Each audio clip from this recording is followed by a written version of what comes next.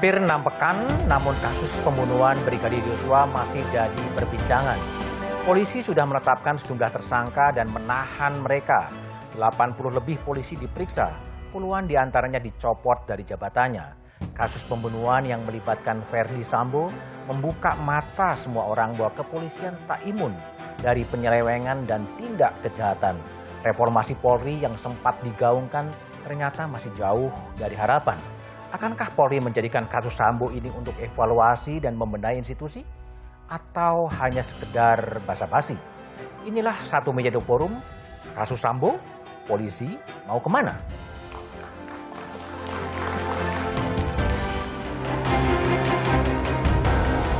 Maka penyidik telah menetapkan saudari PC sebagai tersangka. DPR itu awal-awalnya memang ramai, tapi sesudah ini memanas, sudah menuju ke ini, kok tidak ada suara dari sini. Mana nih DPR kok diam? Saya bilang, biar ikut bersama saya mendorong mengungkap kasus ini. Kita tanggapi tidak ada salah. Jadi publik dibohong oleh polisi. Maka mestinya Kapolri diberhentikan sementara.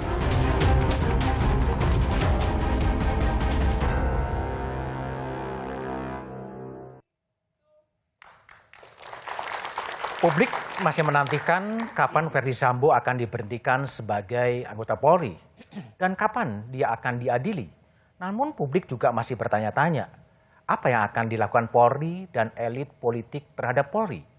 Polri mau kemana? Adalah tema Satu Meja The Forum malam ini dengan sejumlah narasumber. Dari ujung sebelah kanan ada Trimedia Panjaitan, anggota Komisi 3 DPR dari fraksi PDI Perjuangan. Malam Trimed. Selamat malam Pak Budiman. Ada Profesor Muradi, Guru Besar Politik dan Keamanan Universitas Padjadjaran Bandung. Malam Prof. Nur. Di sebelah kiri saya ada Albertus Wahyu Rudanto, anggota Komisi Kepolisian Nasional. Malam, Mas Wahyu. Dan di ujung sebelah kiri ada Beni Harman, anggota Komisi 3 DPR RI, fraksi Partai Demokrat. Ya. Sebelum saya memulai dialog, saya coba lihat dulu tayangan setelah ini.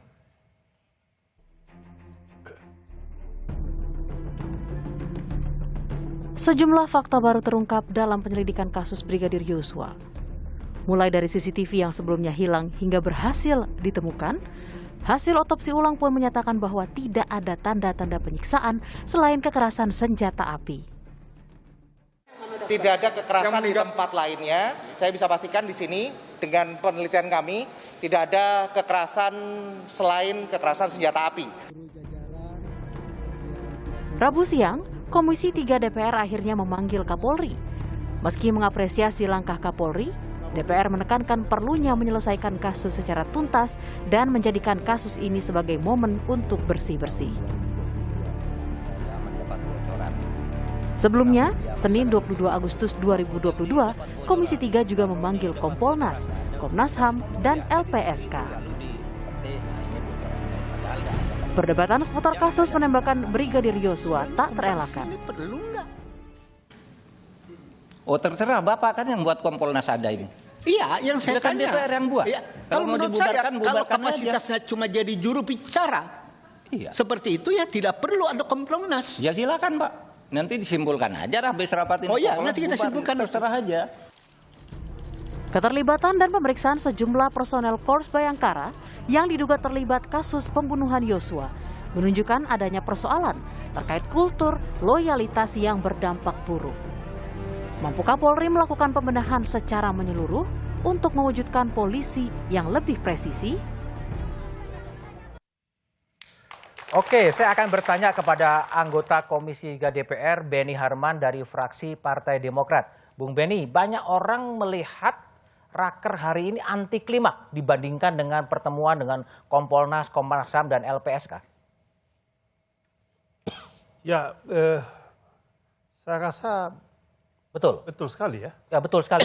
Betul sekali, sebab waktu dengan Kompolnas dan LPSK, ini kan pandangan laporan dari lembaga eksternal kepolisian. Kita belum tahu langkah yang dilakukan oleh Kapolri selaku pimpinan paling tinggi. Tadi Pak Kapolri menjelaskan secara tuntas dan begitu lengkap kasus ini dari awal sampai adanya kasus yang direkayasa sampai dengan bagaimana sesungguhnya yang terjadi itu diungkapkan. Dan apa yang membuat kami apresiasi ada satu hal. Pak Kapolri ini kan dekat dengan Pak Sambo. Dekat dengan Pak Sambo. Dekat dengan Sambo. Tapi dia mempunyai keberanian untuk melepaskan kedekatannya itu dan mengambil langkah-langkah hukum yang tegas dan sangat terbuka. Ini saya harus sampaikan apresiasi kepada Pak Kapolri. Itu yang tadi saya sampaikan ya. Beda dengan penjelasan Pak Menko Polhukam dua hari lalu ya, sehingga apa yang baru sih dari hasil rapat kerja dengan Kapolri hampir 10 jam yang terbaru yang membuat Benny Harman sangat puas? Yang membuat saya puas itu adalah penjelasan beliau. Selama ini kan kita dapat dari medsos, Pak.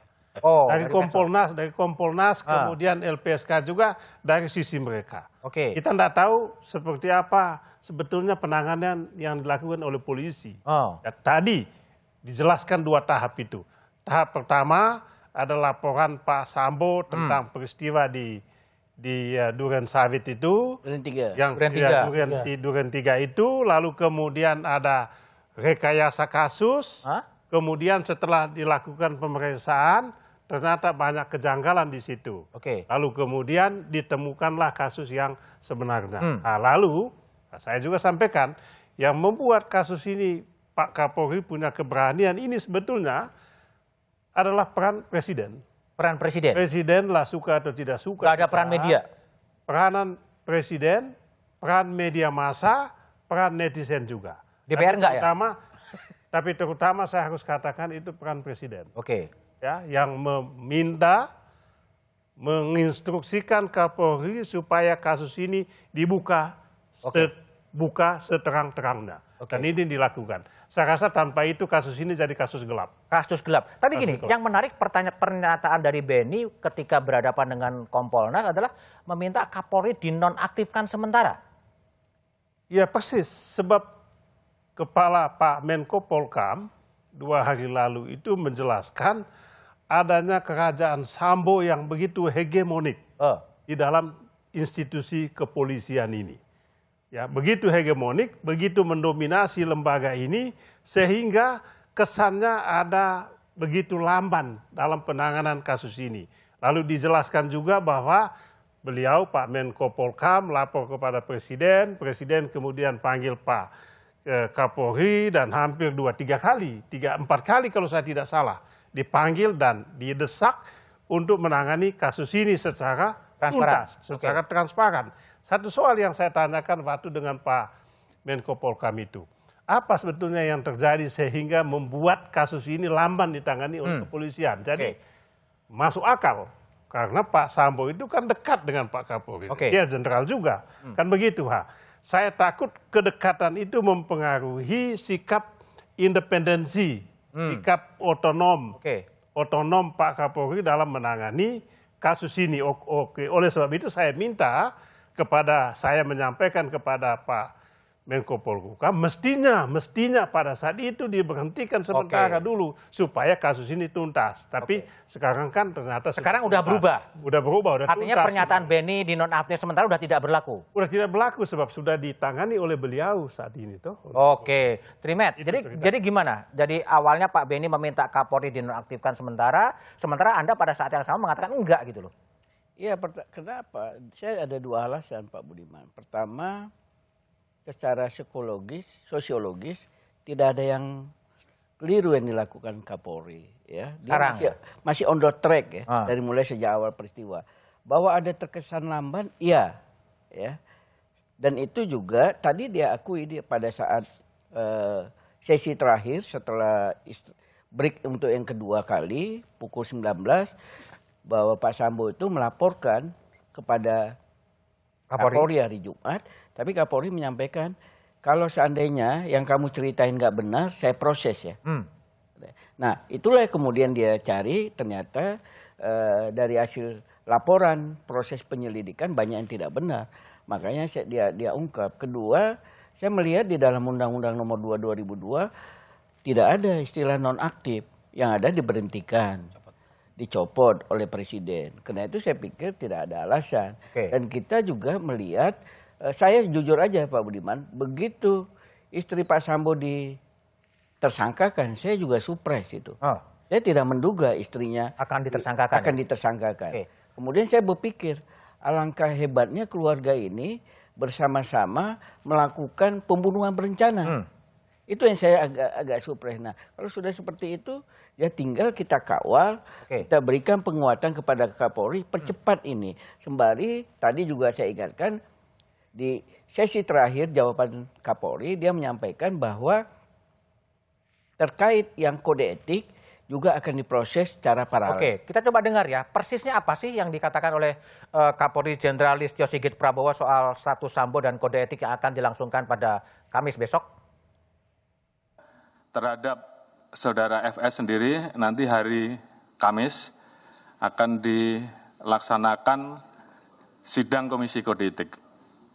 Untuk keputusannya apakah yang bersangkutan masih bisa menjadi anggota Polri ataupun tidak. Sementara untuk yang lain terkait dengan 35 personil yang ada dari 97 yang kita periksa, tentunya tidak semuanya kemudian menjadi terduga pelanggar kode etik, ada juga yang menjadi saksi, namun dari yang 35 itu tentunya nanti akan kami pilah-pilah sesuai dengan saran dari bapak-bapak dan ibu-ibu. Mas Wahyu, saya ingin tanya, besok akan ada sidang kode etik terhadap Sambo, saran dari Kompolnas apa? Kami mendengar dari Pak Kapolri hari ini, walaupun kemarin ada informasi akan ada, tetapi pemberitahuan resmi kepada kami belum, karena sesuai dengan Kepres kami Kompolnas punya hak untuk mengikuti sidang itu. Kami sudah bersurat minggu lalu kepada Polri, tanda tangan langsung Pak Mahfud Teddy selaku Ketua Kompolnas, untuk melakukan sidang kode etik yang bersama paralel dengan pidana ini, memberikan sanksi yang paling berat. Apa? Karena disesuai dengan Perpol nomor 7 tahun 2022 tentang Kode Etik Polri, itu ada grade sanksi. Yang pertama paling rendah itu adalah mutasi demosi. Yang kedua penundaan kenaikan pangkat. Yang ketiga adalah PTDH. Kami melihat PTDH itu pemberhentian tidak dengan hormat. Artinya dipecat lah ya. Nah, kami melihat kasus ini kalau tidak dilakukan dengan hukuman etik yang tertinggi, akan menjadi pembelajaran yang buruk. Jadi saran dari Kompolnas adalah PTDH. Muradi, kalau Muradi gimana lihat persidangan etik ini, apakah memang harus sampai kepada PTDH? Itu akan lebih bagus untuk memberikan efek jerah atau gimana?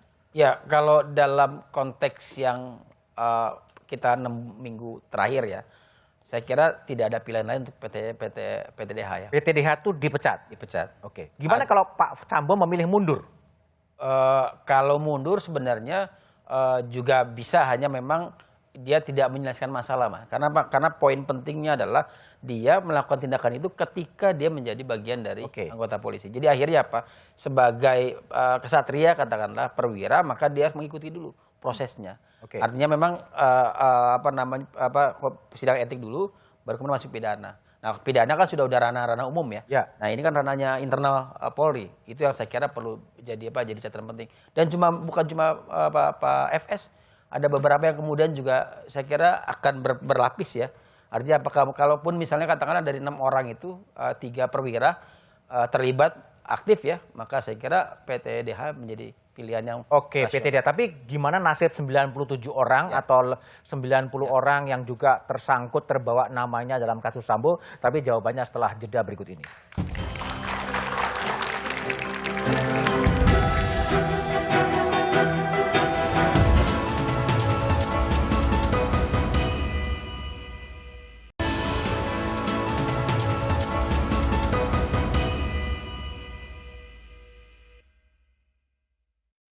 Citra Polri sekarang ya, sebenarnya kalau karena udah dari tindakan dari Polri-nya sendiri pun udah menunjukkan kalau mereka tuh profesional. Ya kalau menurut saya dari beberapa pemberitaan tentang Brigadir J ini membuat citra polisi itu semakin buruk di mata masyarakat itu. Jadi seharusnya yang mereka menegakkan keadilan malah mereka yang tersangkut paut dalam ketidakadilan itu. Dan kalau kita melihat perkembangannya, ternyata rentetannya cukup panjang. Banyak beredar hal-hal yang terkait kerajaan Sambo misalnya. Nah, ini harus juga diproses. Citra Polri saat ini kurang baik di masyarakat. Ya, baik dari internalnya, ya seperti itu. Sampai sekarang pun orang-orang ketika mendengar kata polisi banyak keraguan. Percayanya kurang gitu. Bukan cepat-cepat ditanganin gitu. Masih bersama saya Budiman Tanrujo di Satu Meja The Forum. Saya ke Profesor Muradi. Ini banyak tadi aspirasi publik mengatakan kepercayaannya memang menurun ya. Dan sampai sekarang hampir 90 polisi kemudian 93 Mas. 93 ya 97. Masuk dalam kasus Sambo dengan berbagai pertimbangan. Pelajaran apa sebenarnya yang bisa dipetik dari kasus ini? Ya, yang poin pertama sebenarnya jangan numpuk di satu kewenangan di satu orang ya. Karena kan Sambo itu kan muda, kemudian kalau saya nyebutnya less experience ya. Less experience. Jadi dia tidak pernah pegang Polda, belum pernah jadi Kapolres 9 bulan di Brebes, kemudian juga yang lainnya lebih ke elit tadi. Kalau bahasanya beberapa orang tuh polisi Jakarta, muter-muter Jakarta. Polisi Jakarta. Ya, poin pertama itu. Yang kedua, ini juga menyangkut soal pengawasan. Karena selama ini kan kita juga punya Kompolnas, punya Irwasum dan sebagainya. Nah, yang ketiga saya kira juga menarik adalah soal merit system. Merit system. Ya, karena Propam itu dalam pemahaman saya harusnya dia yang memang dipimpin oleh perwira yang experience ya. Katakanlah dia pernah di wilayah, dia pernah mulai dari penyidik sampai kemudian pada level pengambil kebijakan di level provinsi, dan akhirnya pada jadi ASN dan sebagainya. Nah, ini yang saya kira juga salah satu poin penting kenapa FS ini tidak terlalu punya kontrol ya. Tapi kuat sekali sampai punya kaisar dalam tanda petik. Nah, ini yang saya bilang dalam bahasa sebagai faksi tadi. Faksi. Makanya saya bilang yuk adil bersama. Kalau memang Pak FS diproses, proses juga kakak asuhnya. Kakak asuh? Kakak asuh. Siapa? Ya kakak asuh ini orang yang pernah membesarkan Pak FS. Diproses gimana maksudnya? Diproses katakanlah begini. Ini kan satu hal yang saya kira perlu digarisbawahi bahwa FS ini kan tidak ujuk-ujuk jadi jenderal. Dia dari AKBP, Kombas, dan pada jadi bintang 1 dan bintang 2. Apa salahnya kakak asuh? Kakak asuh ya dia menjadi mastermind untuk mengendalikan semuanya. Bukan cuma judi, Mas. Kita bisa bilang mata ada juga petambang, ada juga misalnya yang lain. Nah, ini yang saya kira kakak asuh ini di dalam polisian atau di luar kepolisian? Ada yang masih aktif, pegang posisi strategis, ada yang juga yang sudah pensiun. Harus diproses. Kalau ternyata terbukti kayak Kaisar Sambo itu ada, maka itu juga diproses. Menurut Anda Kaisar Sambo itu ada atau enggak? Kalau dalam prosesnya, dalam perasaan baunya, kita cium ada. Ada. Tapi kan kita harus membuktikan itu. Makanya kemudian di hari ini Komisi 3 kan juga menanyakan hal yang sama. Nah, artinya memang Pak Kapolri butuh waktu untuk bisa menuntaskan itu. Ini kan bisa saling nutup, bisa saling membuka. Nah, poinnya adalah momen ini menarik untuk polisi, untuk Kapolri, untuk bersih-bersih. Bersih-bersih? Persis. Oke. Mas Wahyu, bersih-bersih. Kalau dari Kompolnas, lesson learned yang bisa dipetik setelah kasus Sambo ini terungkap, itu apa sebetulnya? Jadi, tadi sampai kakak asuh tadi. Pertama kami prihatin kayak ini tragedi nasional. Tragedi nasional. Ya. Kemudian Polri kan punya reformasi birokrasi. Ada 3 aspek struktural, aspek instrumental, dan aspek kultural. Ini menunjukkan bahwa aspek kultural ini sampai sekarang tidak berjalan. Belum clear, belum berjalan, dan maju mundur terus. Karena kalau aspek ini jalan, maka tidak mungkin sampai 93 orang ini kemudian mau mengikuti hal yang salah. Ini ada yang salah di organisasi ini. Mohon maaf. Yang salah apa? Ya, kultur ini, budaya ini. Mohon maaf, dari 97 orang ini, saya kebetulan di Kompolnas dari unsur akademisi, saya dosen PTIK, mayoritas mereka yang sekarang ditahan itu, mahasiswa saya yang secara akademik cerdas dan secara kinerja saya pantau bagus. Tapi sekarang harus menghadapi nasib ya, tanda petik nasib, mengalami hukuman di mana dia menjalankan tindakan yang tidak sesuai dengan apa yang dia dipelajari ketika pendidikan. Ini kan sesuatu yang salah. Salah ya? Tapi gini, kalau sinyalemen dari Profesor Muradi tadi mengatakan bahwa ada kakak asuh. Kompolnas tahu nggak sih kakak asuh? Begini, kakak asuh itu dalam tradisi Polri itu muncul jadi akpol. Jadi karena dia kan di di dormitori, di asrama, sehingga selalu dia jauh dari orang tua. Ada tradisi kakak asuh. Tetapi dalam pelaksanaannya, implementasinya, kakak asuh ini yang harusnya membimbing, kemudian berubah menjadi seperti dalam tanda petik Godfather. Ngikuti apa saja dimauin kakak asuh. Ini menurut saya yang keliru. Ini kultur. Servis itu, Mas. Ini kultur. Ini berbahaya. Kalau ini tidak, jadi hari ini kita belajar kasus FS ini menjadi hal yang penting bahwa ada yang salah dalam proses kehidupan teman-teman di Polri. Dan saya kira tindakan Bapak Kapolri yang secara tegas berani memotong, karena kami Kompolnas beberapa kali menyampaikan persoalan di Polri sekarang ini itu bukan hanya soal sakit, tapi sakit parah.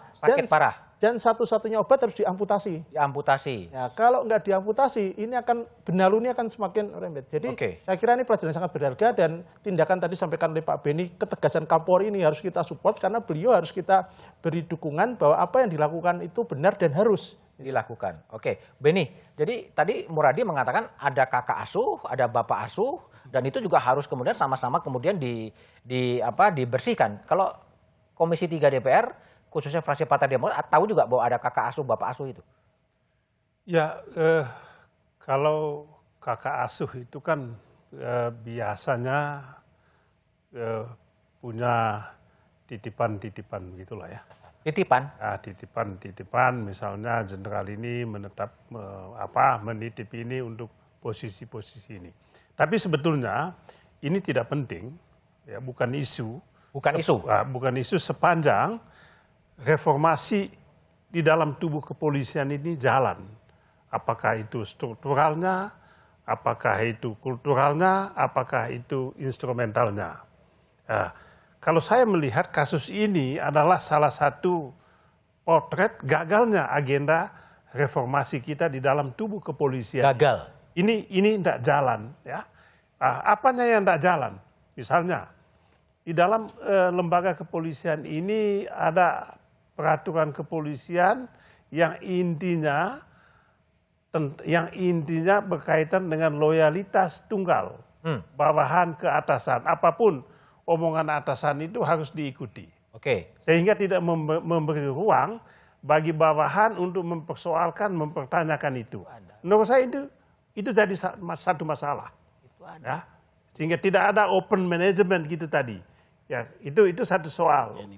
Itulah yang terjadi. Kenapa 93 orang ini terbawa-bawa? Bisa saja mereka tidak tahu apa-apa. Terjebak dalam skenario yang dibikin oleh Pak Sambo itu. Mereka nggak tahu bahwa ada kelompok yang betul-betul inti, ya, pelaku utama, tapi ada juga kelompok lain, ada juga anggota yang sebetulnya hanya melaksanakan, mengikuti, melakukan proses penyelidikan berdasarkan skenario kasus yang dilakukan oleh Sambo dan teman-temannya ini. Masa ini jadi korban? Oke, baik. Kalau Trimet lihat gimana? Soal tadi yang Beni katakan bahwa ini bisa juga saat loyal pada atasan dan kemudian menjadi korban sebetulnya. Itu kan sebenarnya anak buah juga punya diskresi, kewenangan untuk menolak perintah. Ya, tapi walaupun kita di Perkap itu juga saya kira seperti itu ya. Tapi kan memang kultur di TNI Polri itu kan bawahan tidak mempunyai keberanian untuk membantah perintah dari atasan. Itu yang terjadi. Yang kedua, apa yang kata Prof. Mulardi, saya kira kita fokus saja kepada pengungkapan kasus ini. Satu tahap. Pidana maupun kode etiknya. Kalau kita melebar kemana-mana lagi, saya khawatir malah itu jadi bias urusannya. Supaya ini kelar, Polri bisa bersih-bersih Kapolri. Menurut saya melakukan mutasi besar-besaran. Kemudian juga melihat apakah ada anarsir-anarsir Sambo di dalam jabatan-jabatan tertentu sekarang ini. Kalau ada, pinggirkan dulu. Bukan dibunuh, pinggirkan dulu. Sampai dia berubah. Kedua, kita kan tahu juga, ada juga yang tidak merah putih dengan Kapolri. Ya. Tidak merah putih, tidak merah Satgas putih, maksudnya? Bukan, Pak Budiman. Artinya loyalitas. Loyalitas? Ya, artinya, ada yang tidak loyal? Ya, saya kira seperti itu. Jadi Kapolri juga harus seperti Presiden Jokowi.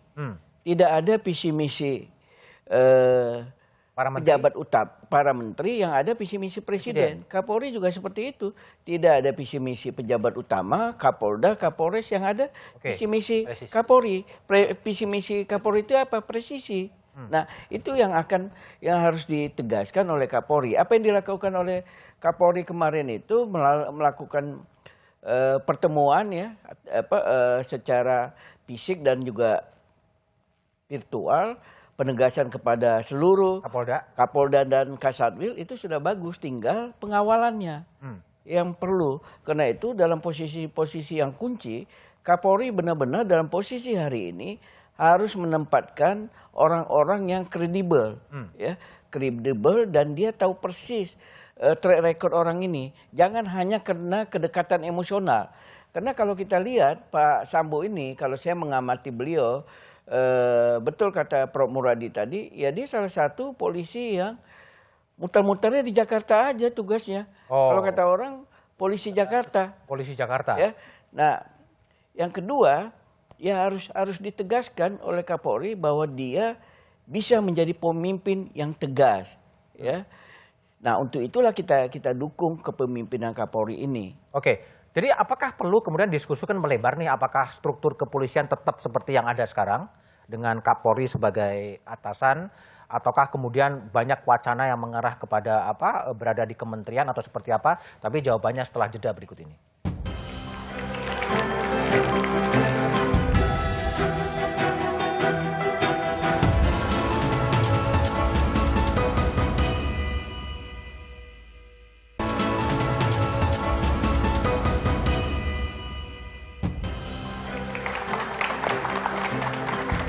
Masih bersama saya Budiman Tanurjo di Satu Meja The Forum. Saya kembali ke Muradi. Ya. Pernah ada Satgasus yang kemudian dibubarkan, ya, dan kemudian ada juga diskursus soal kemudian menempatkan posisi Polri dalam posisi yang tepat. Ada wacana di bawah kementerian.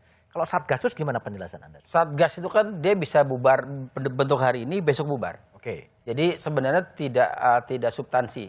Dia ada. Saya ingat sekali dulu ada Satgas Nusantara, Satgas Merah Putih, kemudian ada Satgas Teroris dan sebagainya, termasuk Satgas Korupsi yang di Kementerian Satgas Pangan dan sebagainya. Itu poin pertama. Jadi hari ini pakai, besok bekerja, lusanya dibubarkan, nggak ada masalah. Tapi sekarang permanen ya? Enggak juga. Itu bisa kemudian kan lewat perkap saja, lewat peraturan Kapolri saja. Jadi nggak terlalu kemudian mengikat. Itu kan hanya job tambahan lah dari Mas Simi. Karena saya ingat sekali waktu pas Satgas Nusantara itu, karena waktu itu heavy dari Barreskrim, itu agak berat ya, banyak pekerjaan, maka kemudian dibuat Satgas. Karena mengerjakan hal yang tidak umum, tidak hanya kriminal, tapi juga ada hal yang lain. Nah, kalau posisi polisi saya kira sudah tuntas, Mas. Diskusi soal di bawah kementerian segala macam, saya kira kita diskusi itu sejak berbusa-busa sejak tahun 2000 awal. Kemudian ada undang-undang Polri, sampai kemudian ada kalau ada masalah di perkara ada masalah lagi. Buat saya mengkaji, kebetulan saya nulis disertasi soal polisi ya, dari mulai 45 sampai kemudian hari ini, saya kira yang paling ideal dalam konteks posisi polisi ya di bawah presiden. Seperti yang ada sekarang? Ada sekarang, karena problemnya bukan di leadership sebenarnya. Problemnya adalah bagaimana kemudian mengorkestrasi ya, badan, divisi, dan instrumen ada di bawahnya. Itu yang saya kira kemudian ada satu tanda saya menyebut engsel ya. Engsel yang disebut sebagai faksi tadi.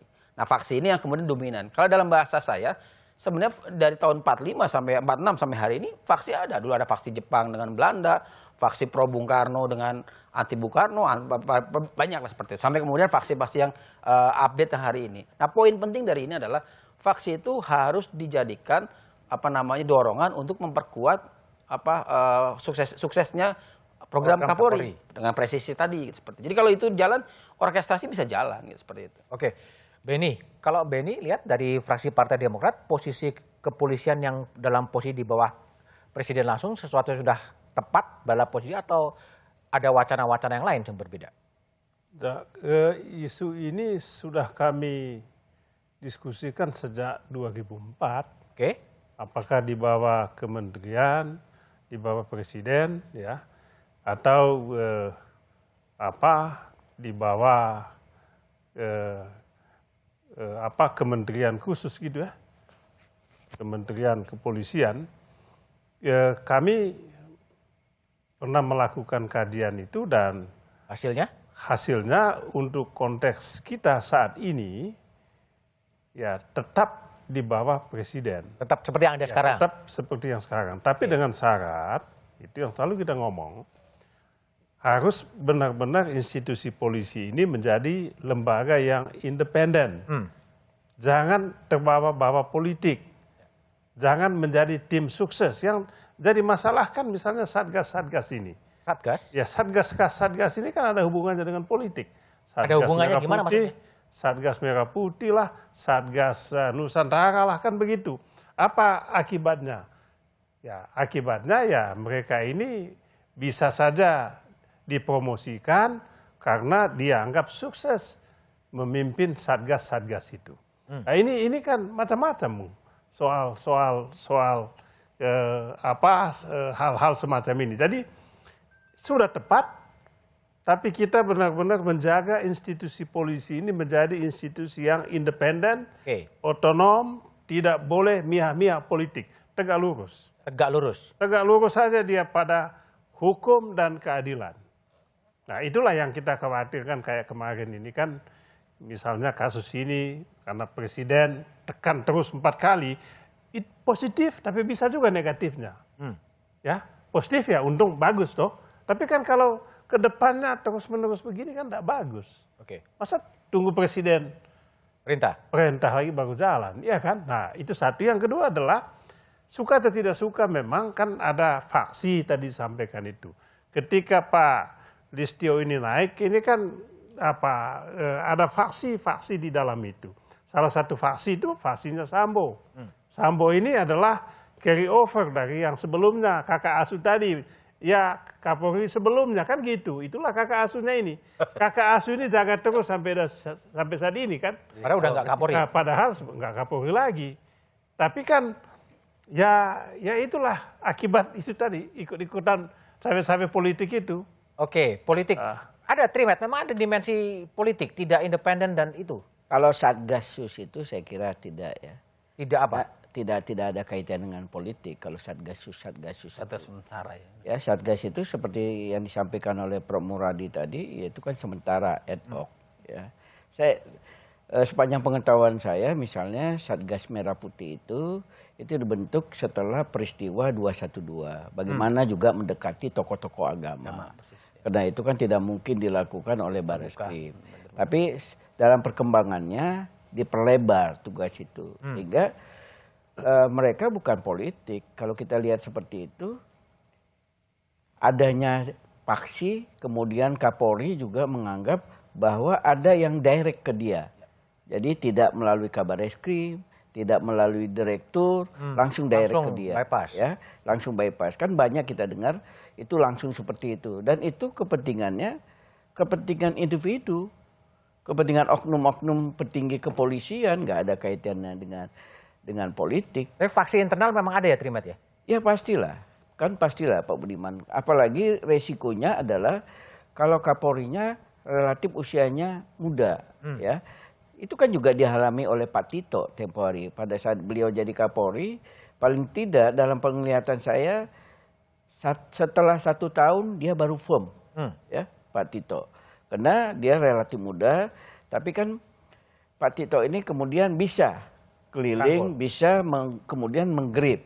Nah itulah yang kemudian dipertanyakan orang dari Pak Sigit ini, kelihatannya di awal-awal itu dia tidak menggrip.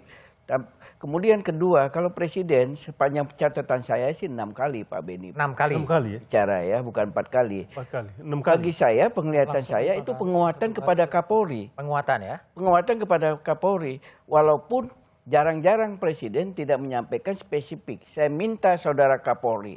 Dia kan minta, saya minta Polri, bukan saudara Kapolri. Artinya apa? Ya itu kan ada kedekatan emosional. Ajudan, bekas ajudan presiden kemudian dipercaya untuk memimpin lembaga yang begitu besar ya Polri ini. Dan itu penguatan bagi Kapolri. Setelah itulah saya ikutin staff ini, Kapolri ini pelan-pelan tapi pasti dia lakukan itu sampai sekarang. Nah itulah yang terus yang kita kawal, di samping kita mendorong apa yang saya sampaikan tadi Pak Budiman, inilah kesempatan Kapolri untuk bersih-bersih. Dan bagi saya kejadian Sambo ini blessing in disguise bagi Kapolri. Untuk dia juga menunjukkan kepemimpinannya. Dan orang-orang yang masih coba punya ambisi-ambisi untuk menggantikan, apalagi dengan rapat di Komisi 3 tadi, saya pikir udah sahwatnya itu sudah sekarang udah solid ya, udah solid. Saya kira dari jawaban tadi ya kalau saya mengikuti, kita tadi mulai rapat jam 10.15 ya, selesai jam 20.40 ya. 2 jam pertama Kapolri kelihatannya memang tegang, ya. Tapi setelah itu dia lepas sekali. Lepas. Terutama pada saat skor mulai jam 7 Bahkan tadi. ketika berakhir masih ditutup dengan konferensi pers dan semua anggota DPR di belakangnya. Itu tradisi baru yang dibangun Pak Bambang Pacul sebagai Ketua Komisi 3. Oh. Jadi setiap rapat kemarin juga dengan Jaksa Agung kan mereka. Tapi dengan Kompolnas enggak ya? Kompolnas ini kan sesungguhnya bukan pasangan kerja Komisi 3, Pak Budiman. Oke. Dari 14 pasangan kerja itu Kompolnas tidak. Nah, Kompolnas diundang karena kan Kompolnas banyak bicara tempo hari. Walaupun awalnya bicaranya DPR yang nggak bicara. Ya DPR bicara juga, apalagi sedang reses katanya, sehingga minta nonaktif Pak Beni. Jangan nonaktif kata Pak Beni. Tapi dia mengakui bahwa dia di daerah nggak tahu dinamikanya. Saya beruntungnya, saya belum reses Pak Beni, belum ke dapil, sehingga saya mengetahui dinamika yang timbul. Kita langsung lah ya. Kenapa? Oke, baik. Kalau Mas Wahyu, jadi ini kalau dari evaluasi dari Kompolnas terhadap posisi Kompolnas sendiri setelah juga kena prank ya, kena prank dari Verdi Sambo, ke depan Kompolnas akan jadi seperti apa? Jadi kalau kita lihat sebenarnya Kompolnas ini kan perannya banyak, tetapi nggak dikasih peluru. Nggak dikasih peluru? Ya, contohnya. Jadi imitasi gitu aja ya, aksesori ya? Bukan imitasi ya, kita disuruh maju perang, tapi nggak dikasih modal. Contohnya kita nggak bisa manggil orang, kita hanya bisa klarifikasi, beda dengan Komnas HAM. Kemudian ketika kita butuh data, kita harus nggak bisa cari sendiri. Akibatnya kita nanya ke yang punya data resmi, yaitu Polri. Dan ternyata datanya salah, datanya kita ditipu. Anggaran juga dari Seknek ya? Bukan, anggaran kita itu dari Kemenpolhukam. Jadi Kompolnas itu satker bagian dari Kemenpolhukam. Dan anggaran kita itu hanya 14 miliar setahun, sudah termasuk untuk gaji dan honor staf. Bisa dibayangkan dengan mengawasi 460.000 polisi dengan beban sangat berat seperti itu. Anggarannya 14 miliar setahun. Dan itu sudah termasuk untuk biaya lain-lain. Jadi kalau untuk komisioner itu paling hanya sekitar 5 miliar satu. Artinya begini, bukan soal kita masih punya motivasi untuk kerja, tetapi ketika nggak dikasih modal, nggak dikasih kewenangan, maka menurut saya solusinya bukan dibubarkan, tapi justru diperkuat dengan penguatan yang fungsional. Antara lain misalkan ketika ada kasus-kasus di polisi, kita bisa langsung masuk ke dalam. Sehingga kita nggak perlu lagi nanti ngutip-ngutip ucapannya Humas. kita bisa cari jalan sendiri. Kita kan nggak punya, kalau kita jadi juru bicara ya? Lalu kesannya juru bicara, padahal itu ada bagian kecil saja sebetulnya. Tapi PR berikutnya adalah sebetulnya bagaimana sih mau mengembalikan citra polisi yang sedang terpuruk, tapi jawabannya setelah jeda berikut ini.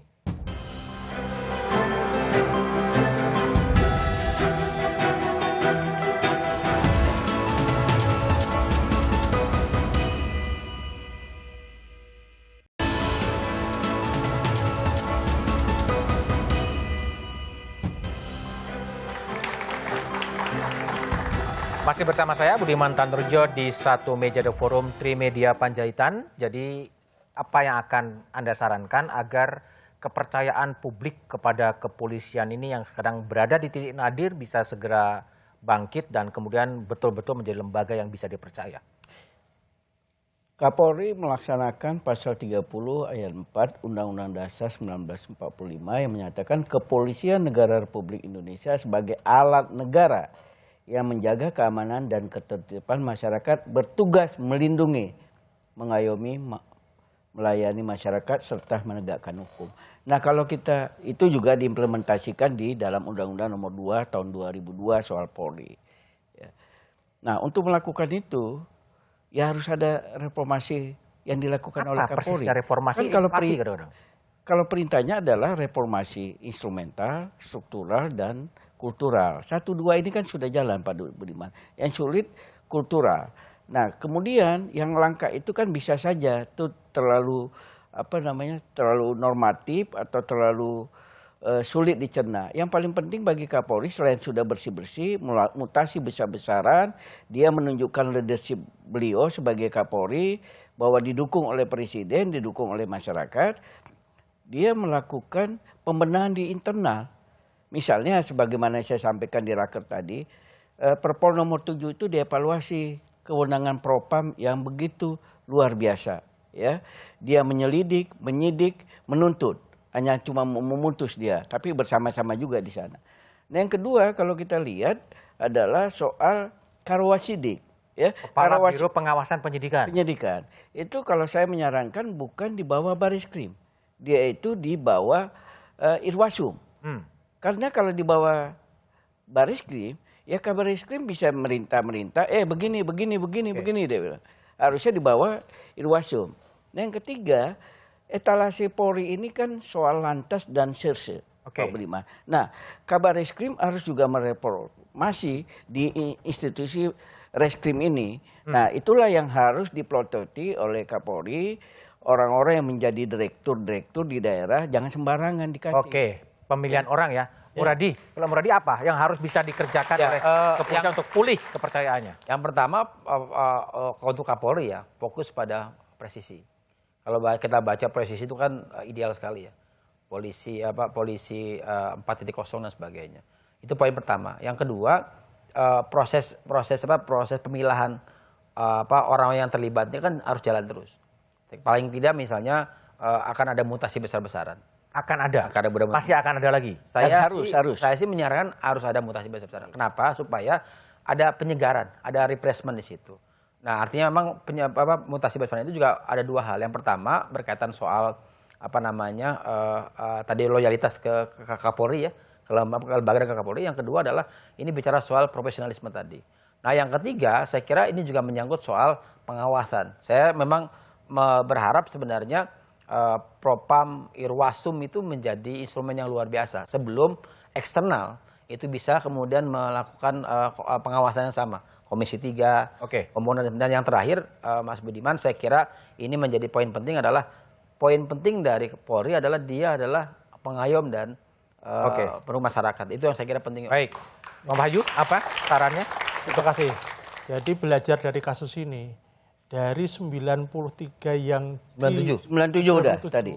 Itu mayoritas melakukan obstruction of justice dalam hal penyidikan. Ada yang rusak, ada yang penanganan TKP tidak benar, ada ketika audit penyidikan.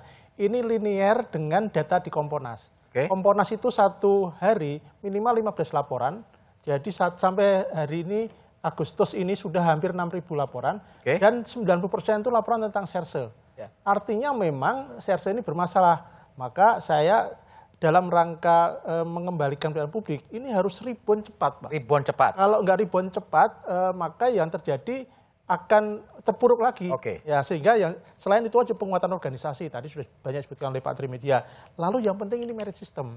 Sekarang ini banyak keluhan data yang ada hampir 800 orang kombes itu sekarang ini nggak punya jabatan. Lalu jenderal bintang 1 itu 100 lebih. Ini organisasi ini kan organisasi yang mereka sudah jadi jenderal tapi nggak bisa kerja, luntang-lantung, ini kan problem. Dan itu harus segera mungkin internal diselesaikan. Bung Beni? Ya, dengan kasus Sambo ini saya mengusulkan 5 agenda utama Kapolri akan datang. Yang pertama, segera dilakukan itu potong jaringan Sambo. Mulai dari Mabes Polri sampai di Polda-Polda. Jaringan ini nyata adanya. Ya, kemudian yang kedua, segera lakukan reorganisasi. Ya, seperti yang tadi disampaikan banyak kombes yang tidak ada kerjaannya, bahkan tidak hanya kombes, Pak. Ada juga bintang 3 di Mabes itu yang juga tidak ada kerjaannya, malah jadi bawahan bintang 1. Ada juga itu. Ya, saya tidak mau sebut namanya, ada. Nanti saya kalau mau saya bisa tunjuk namanya. Kemudian yang ketiga itu check and balance di dalam institusi kepolisian harus dihidupkan. Ya, tadi pengawasan internal itu. Misalnya reskrim itu, Pak Budiman, banyak sekali SPDP yang sampai saat ini tidak jelas. Tersangka sekian tahun. Yang keempat, instruksi jelas, stop rekayasa kasus. Stop rekayasa kasus. Banyak sekali kasus yang direkayasa dan pelakunya itu adalah anggota-anggota kepolisian. Yang kelima, stop juga ikut cawe-cawe dalam bisnis ilegal, narkoba, ya, kemudian juga BBM subsidi, macam-macam itu. Ya, stop itu aja. Memulai sejarah baru ya. Kembali. Kepercayaan. Baik, Bung Beni, Mas Wahyu, Muradi dan Trimedia Panjaitan. Drama Duren 3 hampir 2 bulan merupakan sejarah kelam dari kepolisian. Itu terjadi karena hilangnya sikap jujur dan sikap satria. Selain penegakan hukum untuk memberikan keadilan, drama Duren 3 harus dijadikan evaluasi menyeluruh mengapa perekayasaan kasus dan pembohongan kepada publik bisa terjadi. Pembenahan total penting untuk memulihkan kepercayaan publik kepada kepolisian. Demikian Satu Meja The Forum malam ini. Sampai jumpa pekan depan. Selamat malam dan terima kasih.